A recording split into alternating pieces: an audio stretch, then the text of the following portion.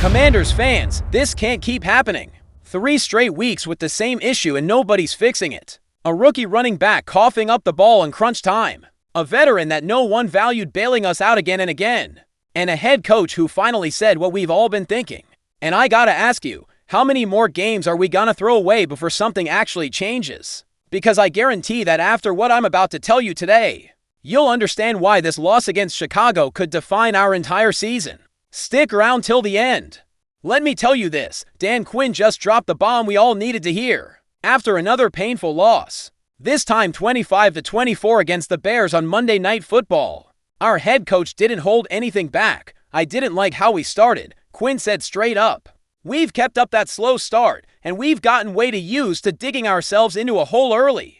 Did you catch that? Gotten way too used to it. Those words should shake every fan wearing Burgundy and Gold. Because when your head coach says the team is getting used to starting slow, that's a 5-alarm warning the size of FedEx Field, and Quinn didn't stop there. He talked about turnovers, about the -3 turnover margin, and he dropped this truth bomb: you don't really deserve to win many games when you're in that space. I think that's exactly what this team needed to hear. Because look, we can go on and on about Jayden Daniels' talent, the highlight plays, how close we were to winning. But at the end of the day, if we keep giving the ball away and starting every game half asleep, we're going nowhere, and you know what's even worse? This isn't the first time. Last week against the Chargers, same problem. The week before that too. It's a pattern, and in the NFL, patterns become trends. And trends become your identity. Quinn mentioned they had chances to get picks, chances to recover fumbles, but they didn't create a single takeaway, 0, against a rookie quarterback like Caleb Williams, who's learning just like Jayden. How's it possible that our defense, with Montez Sweat, Bobby Wagner, all that talent, couldn't force one turnover? And let me ask this, how many more times can we afford to start down 13-2-0 in the first quarter? Because against teams like the Cowboys next week, or the Chiefs after that, or the Lions later on, we're not coming back. And here's what really worries me. Quinn said, all 3 phases dug the hole, and all 3 helped climb out, but we didn't do enough. That means it's not just the offense, not just the defense, not just special teams. It's the whole team. When every unit is failing at once, that's about preparation. That's about mentality. That's about culture. And yeah, Quinn is trying to build something here in Washington.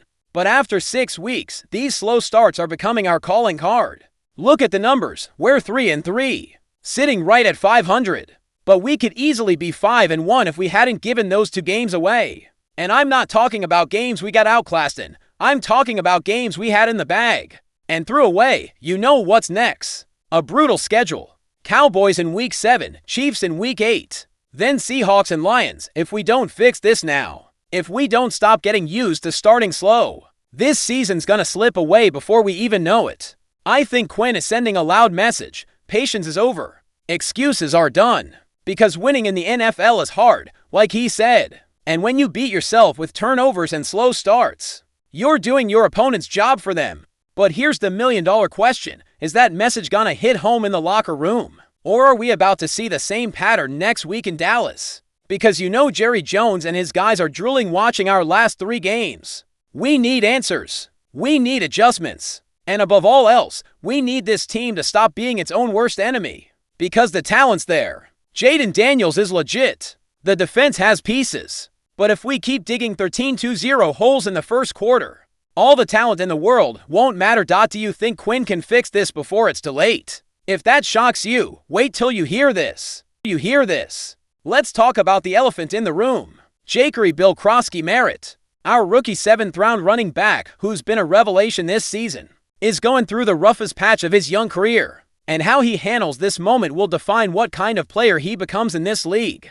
2 straight games with fumbles. 2, and not pointless fumbles. I'm talking about ones that cost us points, cost us possessions, cost us the game against Chicago. Let's break it down. Week 5 against the Chargers, Bill ran for 111 yards, 2 touchdowns. Even got named player of the game by Tom Brady, and then what? He fumbled late. Luckily, the game was already locked up at 27-10, but the warning sign was there. Week 6 against the Bears, first quarter, our own 33-yard line. Montez Sweat, our former player Montez Sweat, ripped the ball out. The Bears cashed in 5 plays later. Caleb Williams touchdown. 13-0. That fumble dug the hole we never really climbed out of, but wait, it gets worse. Fourth quarter, we were up 24-22, 3rd and 1 at Chicago's 40. The game's in our hands. Just need to keep the ball, run the clock, seal the win. And what happens? Jaden Daniels mishandles the handoff in the rain. The ball slips. Noshin right of the Bears falls on it with 3 minutes and 9 seconds left. Game over. Chicago scores and we lose 25-20. For now, Daniels, being the leader he is, took full blame. Said it was completely on him. But Bill also spoke, and I liked what I heard. I still have a lot of confidence in myself. Just gotta tighten up my job, and we'll fix it. Let me ask this, is that the response of a rattled rookie? Or of a player who gets that in the NFL, mistakes happen.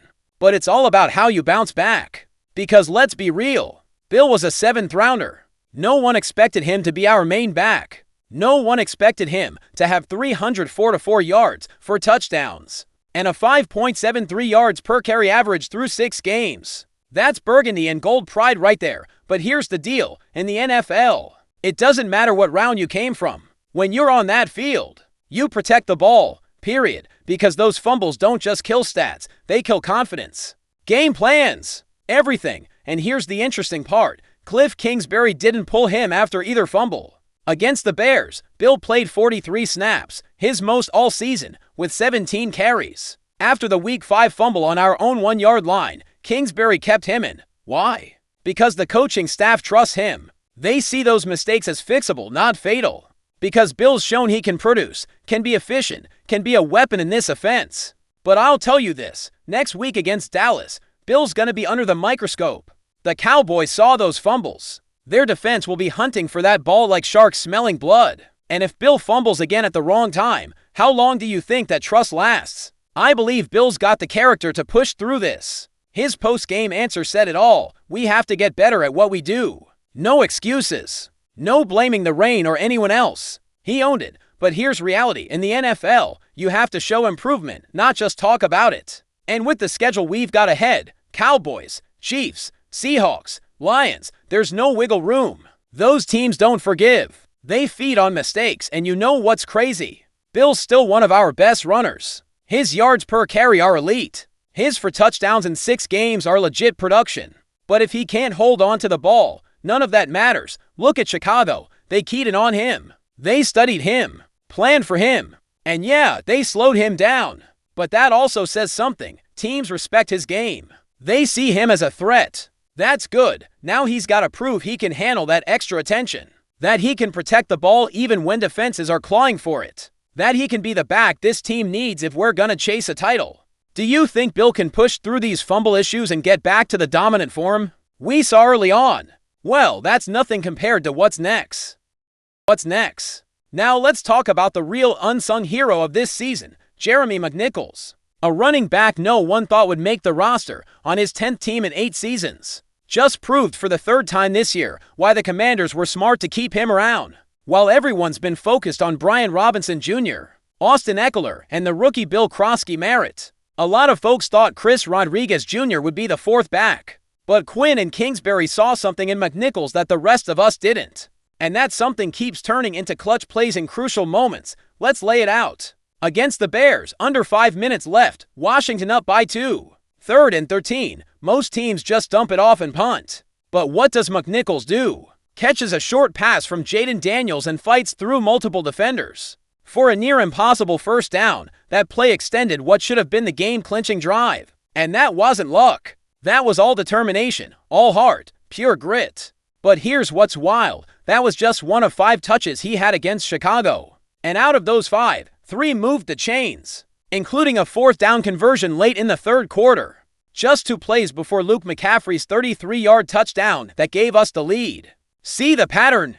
McNichols isn't padding stats. He's making winning plays when it counts. And it's not the first time. Week 3 against the Raiders, he bulldozed through defenders on a 60-yard touchdown run that broke the tie and sealed the game. That run completely flipped the momentum.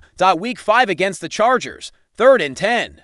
Washington up 7 midway through the 3rd. Short pass to McNichols. He shakes one, slips past to Moore. Picks up the first down that set up Matt Gay's field goal 3 times this season. McNichols has dodged multiple defenders to get crucial touchdowns or first downs. 3 times in 6 games. And everyone came when the team needed a spark, something to shift the vibe.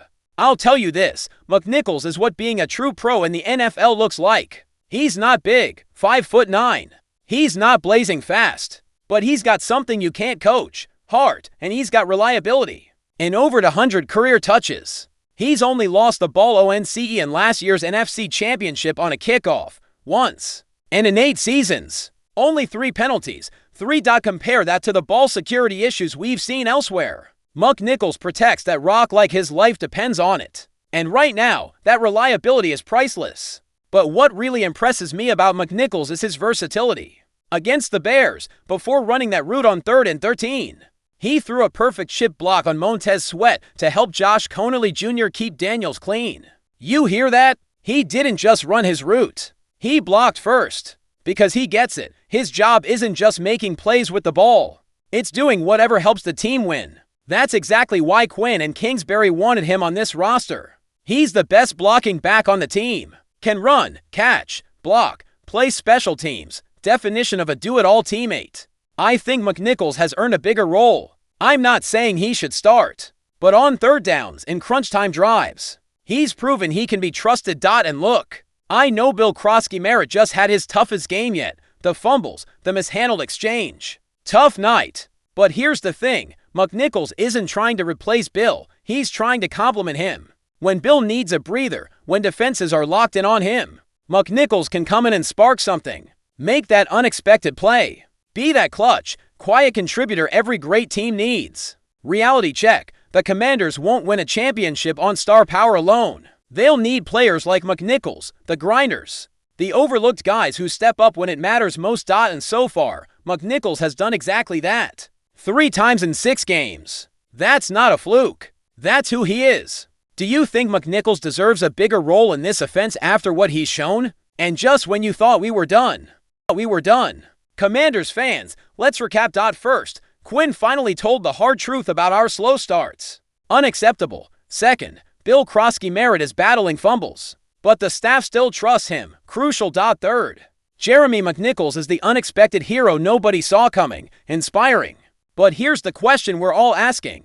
Can this team fix its issues before it's too late? Because I guarantee tomorrow we'll have even more explosive Commanders news. And you don't want to miss it. So here's what I need you to do right now. Do you think Quinn can fix these slow starts before Dallas? Drop it in the comments. Do you trust Bill to fight through his fumble problems? Let me know below.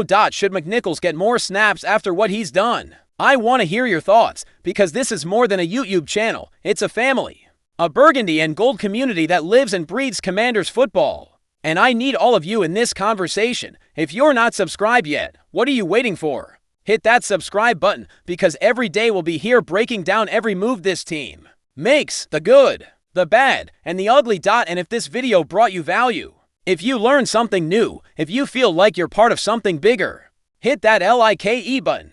That tells me I'm doing my job, giving you the content you deserve. Next week, it's our rivals, the Dallas Cowboys. And after this tough loss to Chicago, we need answers. We need adjustments. We need this team to prove it can hang with the best. Are you ready for the ride? Ready to be part of the most passionate Commanders fan community on YouTube? Because I'm ready, and I need every one of you with me. Subscribe, comment, share this video with every Commanders fan you know. Because together, we're living every second of this season.